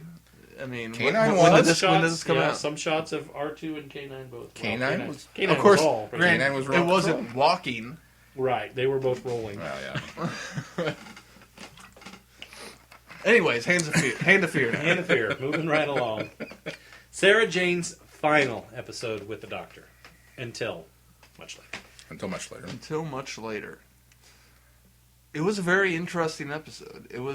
It took a weird turn near the end. Yeah. That I wasn't really expecting. It was a totally different direction. It was very well paced. Yeah. I appreciated the fact that they didn't stretch out what is this thing in... I mean, they spend 2 episodes on it. The 3rd episode you get introduced. The 4th, you're back on its home planet. I mean, I appreciated the fact that they didn't spend all 4 episodes at this nuclear plant. I really enjoyed that aspect of it. Do you know what I appreciated most about it? Is of all the Doctor Who's that have been shot in a rock quarry, this one actually is a rock quarry. They actually land in a rock quarry, and it is a rock quarry. It is. Which I wonder if that was a nudge, wink, wink to all the maybe really fans. It might have been we recognize the fact that all of our alien planets are rock quarries. This time we're in a rock quarry. Don't you think it was a little odd that the TARDIS lands, they walk out of the TARDIS, And there's really almost no interaction between Sarah and the Doctor. What's the first thing we see? He picks up rocks and starts bowling. I mean, he's knocking things over, and she's applauding. And I mean, it was almost like all along there's a klaxon bell going on. Yeah, and then they're ignoring that. Yeah. Sarah Jane should have known that was an alert for danger. She's At this point, it's just another rock quarry. We've landed somewhere. Something bad's going to happen in a minute. Oh, look, maybe that guy knows where we are. They were both so blasé about it. It's like, all right, here we are. And you've got the one guy going, hey! You know, he's waving his arms saying, hey! Get out of there! Get out of there! The klaxon bell, the guy waving his arm, and they're waving back. That's the best thing. He's waving with both hands, and they're like, hi! Oh. But I did enjoy learning about the creature and the hand, and I thought it was a really creative alien and monster, quote unquote, to have. Especially since most of the classic Who I've seen so far is either something that's revisited in the new series or like a robot. I mean, that's a good point. You're This is really my first original classic Who monster that hasn't been reused as far as I'm aware. No, Eldrad must live and doesn't. That's it. Which I really did. She's done. I enjoyed the twist of the fact that he took a female form because that's who he was introduced to first, and it made him easier to deceive other people because it's not as scary and menacing. Right. I thought Eldrad was much better as a female villain. Oh, absolutely. I thought she was scarier. I thought she was more convincing and more sympathetic, more everything about her. Not to mention hotter, but there was. Well, she had the figure. She had the figure, and great makeup. Oh, very fantastic makeup. It made me think of Mystique from X-Men. Yeah, a little bit. It was pretty much that caliber, just with crystals instead of scales. But, as a female, I thought Eldrad was a fantastic villain. And I have to agree with Sarah Jane. Couldn't stand him. And then he turned lumbering. Yeah, lumbering back to he was a bit She lumbering. wasn't lumbering. He was. I have no shoulders. And back to the screaming, deep-throated, I will destroy the universe, kind of droning, typical bad guy thing at the end there. Which I like. I enjoyed the aspect of they made you actually feel bad for Eldrad and believe the fact that they sucker you into that. They really do sucker you in, and then to realize, oh wait, he's trying to take over. He wasn't actually in charge, and I really enjoyed all of that aspect of it. I all the way down to the way they dispatch him at the end. The fact that they use the scarf and they trip him. I loved it. I loved it. It was so simple and so elegant. It worked. And a great way to utilize the scarf. But Sean has dropped his head in disbelief. For such an episode that was so well written for the first 3 parts, part 4 I felt fell apart. It really, because it degenerated into we've got a good villain, we've got this good mind control thing going on. Okay, all this is cool. The villain shows up, but she's not a villain. She's a victim. Oh, cool. And all these moral things that could be. I think it would have been better if they left it as a victim. I think so too, quite honestly. But then it worked better that there was this ruse going on. Well, we get to the planet, and it's really the ruse was not so much because once they get to the TARDIS, Eldrad becomes very demanding, very. We're going to do this, and you're going to do this. Oh no, we're in a state of temple grace, which we'll talk about in a minute. And then, I mean, it just, you could tell, and it's like, surely you guys are not falling for this bit, right? Yeah. By that point, you're suspicious. And then they get to the planet, and she gets killed, or jabbed. Assumably killed, is on her way to being killed, which isn't that a great idea? Right. It's silicone-based acid or whatever. Yeah. But then it turns into running through corridors. We've got all these not so great and part cave sets that were built that we've got to carry her across chasms and up and down things and through elevators and puzzles to solve. It's like, where did this come from? This is just out of left field. Did somebody just watch Indiana Jones and the Last Crusade? Part of it felt like very maybe could be. It's the Temple of Doom. Just them having to crawl across that Oh yeah, you're right. There were Yeah. almost the same traps, weren't there? Sarah almost falls. Well, actually, Yeah, George Lucas probably stole that because this was way earlier. That's true. But Oh, but maybe George Lucas is a Doctor Who maybe fan. he's a fan. This was an homage. Last Crusade is an homage to Hand of Fear. But you get to the end, and then we get the really bad reveal where Eldrad's actually this guy, and he's been, I'm going to destroy the universe kind of stuff. And it became lumbering and poor don't know. villain. I liked and it. then to run out, and what are we going to do? How do we dispatch him? How do we get rid of him? Tripping him We're into going the to chasm. trip him I liked with that. the That was so scarf simple. into the...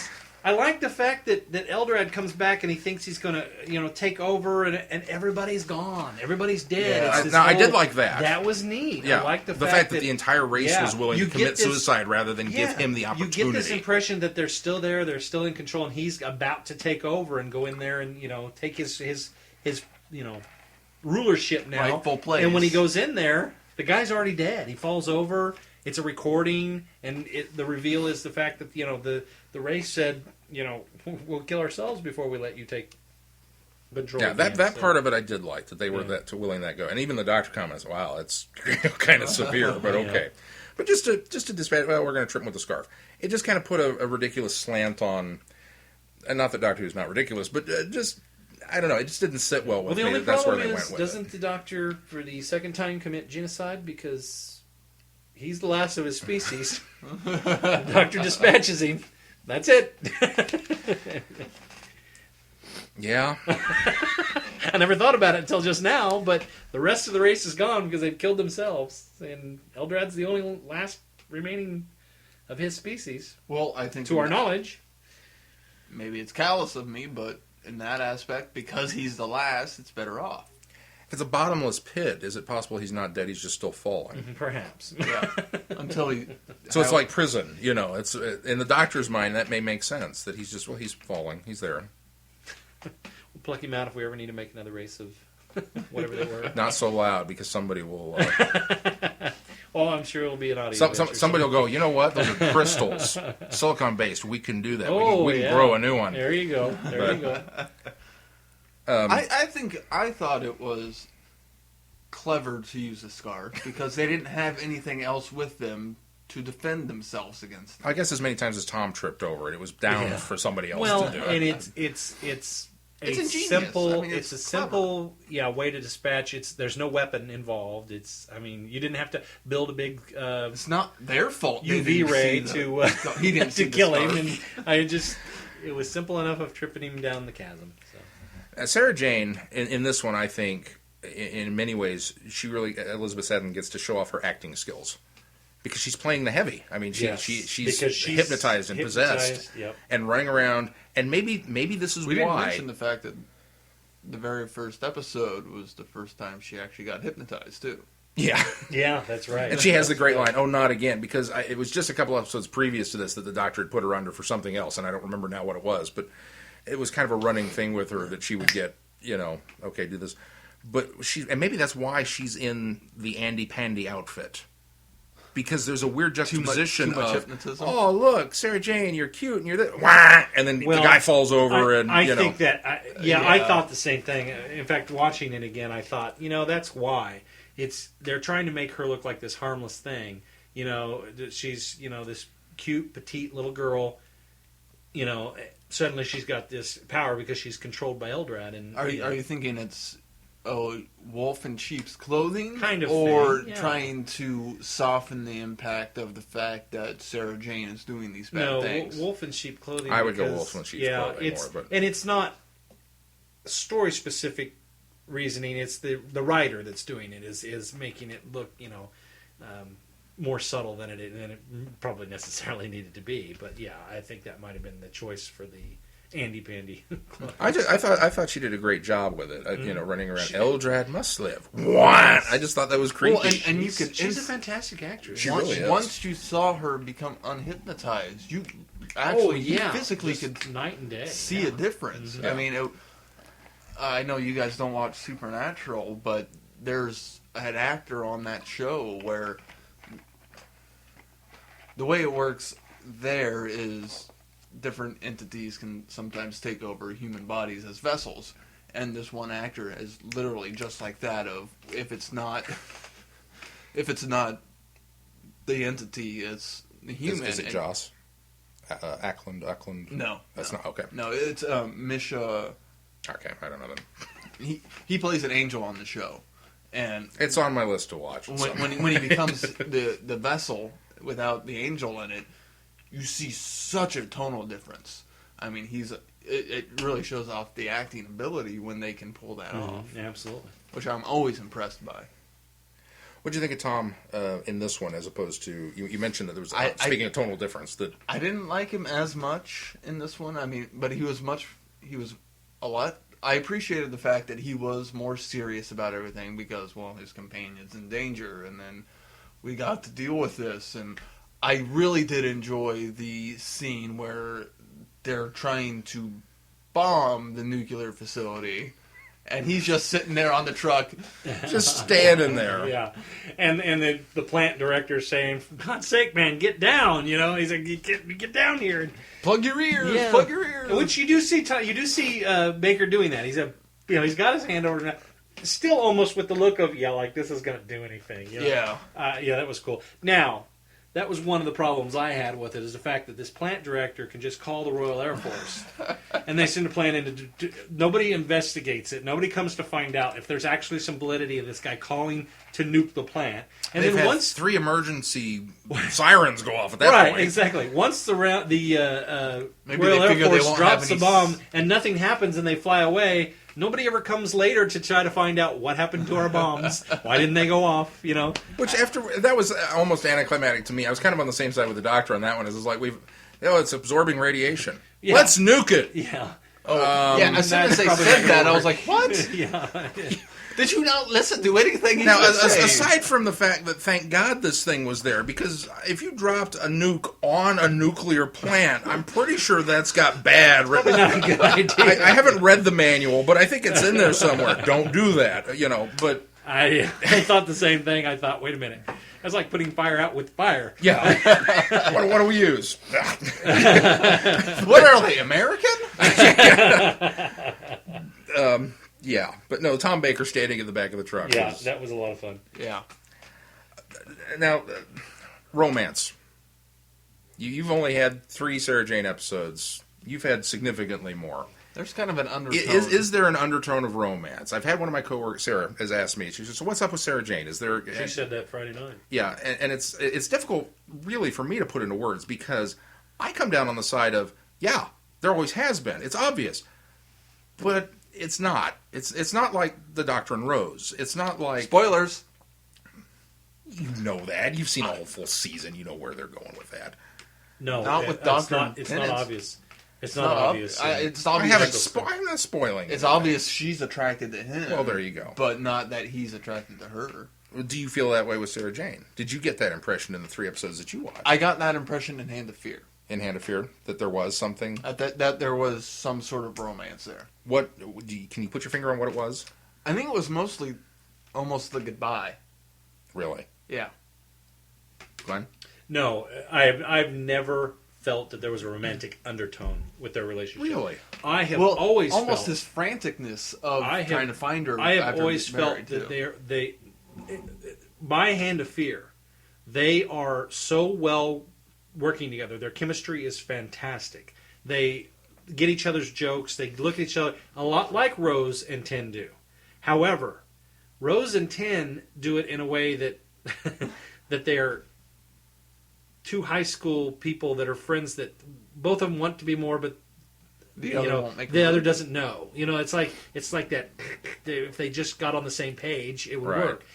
I never got that with them. They were always good friends. They were buddies. Maybe like more of a brotherly sisterly type relationship. They would just maybe it was like that's it. best friends. It was just they really worked well. Maybe together. that's the love angle. I then, never is, saw is familiarity Yes, maybe and family more yes, than a absolutely. romance. It was familial. romance. It was not a romance thing. I never saw that with them, but it just so Now that you mention best friends and brother and sister, I could see that too. Yeah. Yeah, I've Maybe, never what seen set it a off for me watching this, also with the goodbye, but when she's in the isolation ward and she's recovering, and the doctor walks by and he kind of stops at the door and listens, and then he puts the do not disturb sign on the door, and he just kind of grins and walks off, and it was a very, very human thing yeah. for him to do, which Tom Baker's doctor was not No, necessarily he known was- for that. He was the most alien of yeah.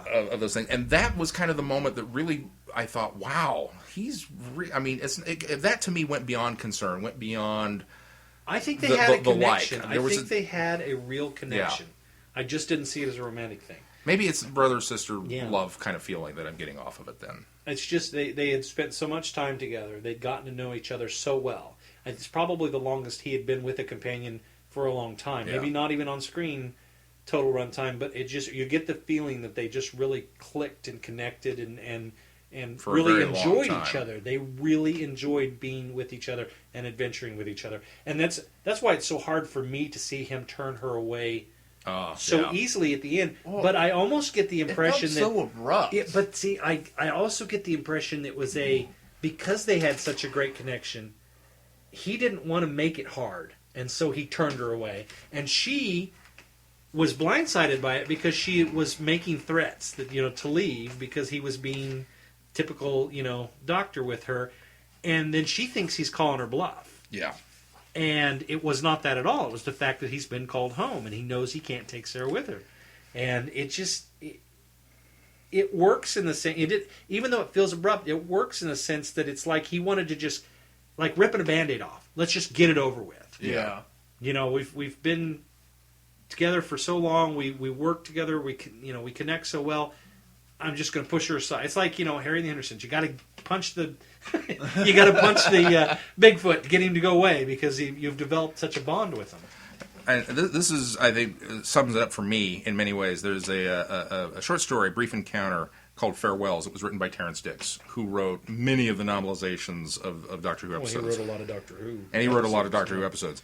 And this would happen after K9 and Company, where Sarah Jane has got the Doctor, where Tom Baker's Doctor comes back to kind of officially say goodbye and that he was sorry that he screwed it up. And he writes here that Sarah interrupts him. Why did you make such a botch of saying goodbye, I mean? You bustled me out of the TARDIS as if it was a number 9 bus at the end of the line. She snorted. No aliens on Gallifrey. Strict anti-immigration rules in those days. Were there? Well, perhaps it was. Was what? The end of the line. Well, you could have taken me with you if you'd wanted to. No, Sarah Jane, I couldn't take you with me because I wanted to. That line there, for me, I thought really just kind of summed up so much of the unspoken relationship that they had, and I fell in love with that story when I read it. Too bad it's not canonical. Yeah, I know. Not that we would ever introduce anything that was not canonical, but I'm always curious to get people's opinion because, and we'll see some more of that come school reunion time. That there's some underlying leftover, not resolved feelings toward it. Anything else with Hand of Fear that you guys think we need to? I don't think so. Well, moving into K9 and Company, and I don't think we'll dwell on this too long because, and this is a short episode. Oh. Did we decide this was only about 50 minutes? It's 50 minutes, right? yeah. Okay. Yeah. Interesting. Probably the worst opening sequence ever. So 80s. So Sean likened it to a buddy cop show from the 80s. I did. Yeah. It felt very it's just riptide and Yeah. such a corny bad song, but overall the story is great. It really was. I think it's It was a little dark for all the kids time. show. I'm sitting there thinking, this is a kid's show, this is a family show, and we're showing pagan rituals and witchcraft, and talking about human sacrifice, and I thought, it's a different culture. It's a different culture there, but you never would have seen that on American television. Oh no! In relation to a children's or a family program. And I'd heard so much about it through the years. I'd never seen it. This was my first viewing, and you'd seen it or not? Pieces, You'd I'd never seen pieces the of whole it. thing. Obviously, it was your first viewing. I had seen enough of it over the years that I knew pretty much the whole story. So it was getting bits and pieces throughout. But I didn't know it was a Christmas episode. well, it does take place. It takes place at Christmas, Yeah, and I don't know if it aired at Christmas I time don't or know. not. But I'd have to look, but I don't think. I know it was shot in November, if that's worth anything. But Yeah. thank you, special features. That might have been shown around Christmas. So, what did you think, Keith? It was interesting. I really liked K9. He was very cute. All the affirmative and this is now, unfortunately, because we didn't get to see Invisible Enemy. this week. Well, you and I have now seen it recently, but Yeah. Keith didn't get around to it, but understandably so. We threw a lot of stuff at him. This was a big week. This was your introduction to K9. Yeah, So it really is. Yeah, sorry, I interrupted there, but I no, just kind of trying to place that. And I liked the aspect of the introduction of K9, of she pulls him out of the crates, and she'd never met K9 before, obviously, and that's obvious in this. And he explains to her that he's from the doctor, and I like that exchange. Well, and she makes the comment there, "Oh, doctor, you didn't forget." That was a neat. I mean, that, and it's canonical, And it is canonical. and that works Yeah. for me so much there. That happening there. That was really a touching moment. Even the slight musical cue that Yeah. they threw Oh in there. yeah, Yeah, wasn't I that neat? loved that. That was neat. The fact that there was the music there, which I watching it. I think I was watching it while we were waiting for you to show up, and I mentioned that of, hey, you can hear the music. And I think it's right after that is it Brendan? Was there her aunt's ward? I can't remember his name. But he makes the continues the long running joke. Well, who is the doctor? Affirmative. Yeah, But yeah, and again, just a touching scene that Sarah Jane had, and again, K9 mentions when he's relaying the message that I'm a gift from the doctor. Sarah Jane, my dearest friend, I will always remember you. I will never forget you. Whatever exactly he said, and again, I kind of felt, aw. I mean, it was just it was there, but not completely done. Just enough to kind of still throw that out there. yeah. But the plot I thought was a lot of fun. I thought it was a good episode. I was surprised. It was actually. better than what I thought it was going to be. Yeah, exactly. That's kind of where, especially after that opening sequence, which wow. If you haven't seen it or don't know what the opening sequence we're talking about, I'm sure it's on YouTube somewhere. Yeah, it's on YouTube. If it's not, it's on Daily Motion. So Yeah, it's on YouTube. Go look up K9 and Company. And if you watch haven't, this and opening. don't let the opening sequence make your judgment on it, because it's a lot better than that opening sequence really gives it credit for. Which it's really is. really strange too, because you start with that opening sequence and so light and funny and cheesy, and then the episode starts Very dark. with the pagan ritual. Yeah. And it's like, what the?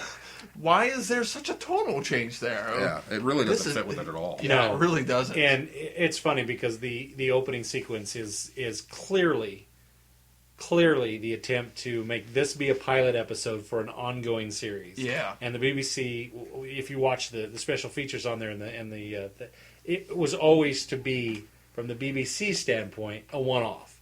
It was only Jonathan Nathan Turner's idea that he thought, okay, we get this made, it will become a series. I mean, he was really the only one. But do you think that it was thought that written way. that way though too? Well, it didn't. It did to me, because it doesn't until the end, and then the way it kind of comes together feels like a reoccurring type. Oh, I disagree, because you've got Brennan and he's got K9 analyzing soil samples and going through the book, and then you've got the Colonel character where he's talking about, well, the things won't grow and it's not all science and blah, blah, blah. And I kept waiting for K9 to be the science savior and explain, this is what you're doing wrong, this is what you need to change with your alkaline base. There was a lot of that thrown in there. Yeah, and I kept waiting they for just it kind of dropped it. to get revealed, and then it didn't happen. And I thought to myself, That might have been set up that's the ongoing plot thread with See, these I- two that characters could be, that yeah. for when, several didn't- episodes down the line, I we'll didn't- finally reveal K9 Yeah. to the Colonel. I didn't get that. And the two dogs will have a face-off. I think the only time that it really felt like a written to be a pilot was the fact that it's wrapped up so neatly, and Sarah Jane and K9 really, you don't feel their connection until the end when they're going to go save Brendan. Yeah. Yeah. That then it felt like, okay, buddy cops. I mean, like they're on their way to have teamed up now, and that's when it finally felt we've written this to be an ongoing episode. I had to see Sarah put K9 in the back seat of the car before her line in Five Doctors really clicked with, well, the car's in the shop and I've got to go by bus and you can't come with me. Yeah, absolutely. Absolutely. Because it was just, I didn't really think much of it. As a kid, seeing that the first time, I was like, why don't you take K9 with you? Because K9's awesome. Got to take... And they didn't, but he got left behind. But it made so much more sense now, having seen that. But I really liked it. It made me wish this had been a spinoff. Well, and you can almost see it as Sarah Jane Adventures is Canine and Company 2.0. It really is. From what I understand of it. Absolutely. Absolutely. It's because it even formats along the same lines. She's still investigating phenomenon. She's still using her journalist type skills, but now she's doing it basically to uncover aliens on Earth. But again, I mean, she well written as a character, well acted. Well, and they didn't change her character at all. No, she's still Sarah Jane. Which I found really nice, because some shows would try to spin her off and then change her character, and I like the fact that they didn't at all. And she still had enough Sarah Jane moments, enough Doctor Who, you've got to believe me, why won't anybody believe me kind of stuff in there. But then there was also, her being headstrong and, okay, let's go find the church, and running off into the darkness to just be Sarah Jane. Yeah. Bad wardrobe choices abound.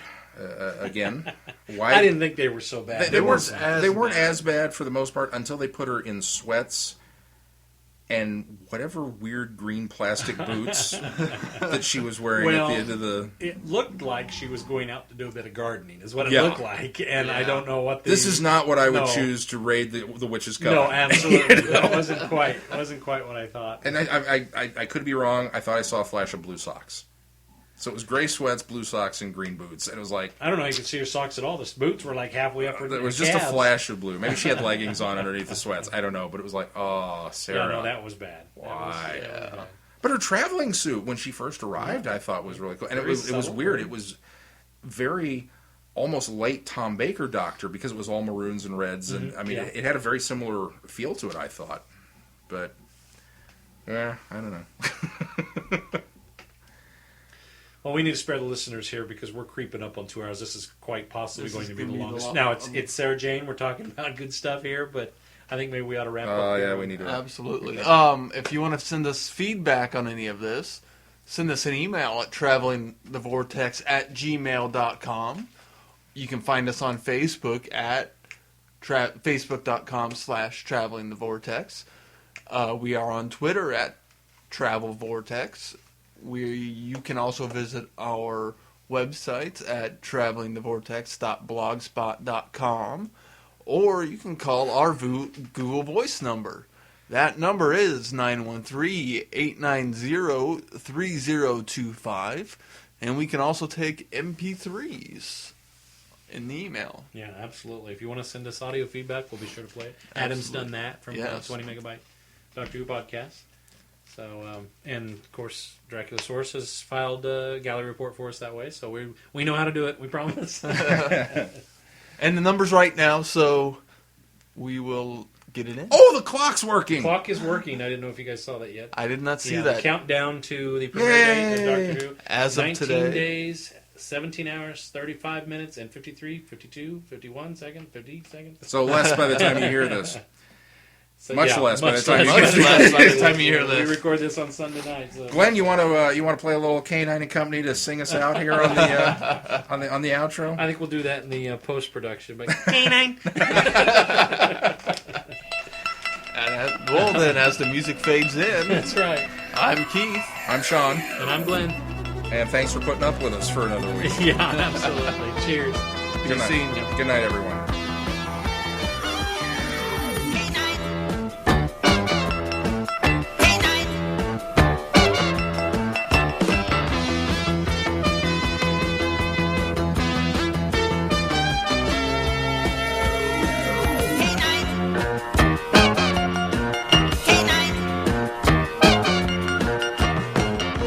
Listening to Traveling the Vortex.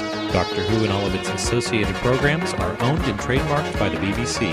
No infringement is intended or implied.